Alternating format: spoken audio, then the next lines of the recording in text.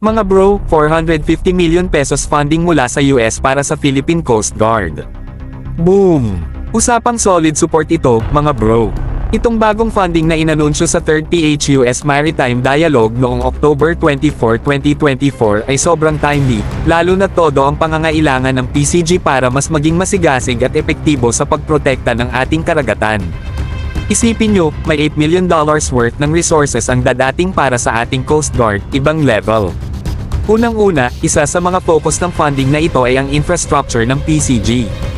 Alam nyo naman mga bro, na hindi biro ang mga hamon sa maritime security, lalo na sa West Philippine Sea. Kaya ang pag-upgrade ng PCG facilities ay crucial para mas matibay ang operations nila. Hindi lang yan, kasama rin dito ang pagpapalakas ng training programs ng PCG. Mga bro, kapag mas handa ang training, mas sharp at knowledgeable ang ating Coast Guard personnel. Talagang comprehensive ang approach ng support na ito, mula equipment hanggang skills, kasi alam ng US na hindi lang basta barko ang kailangan, kundi yung tamang kaalaman para masiguro na bawat mission ay successful. Kasama rin sa funding ang resource acquisition at management planning. Ito yung tipong support na long-term, mga bro.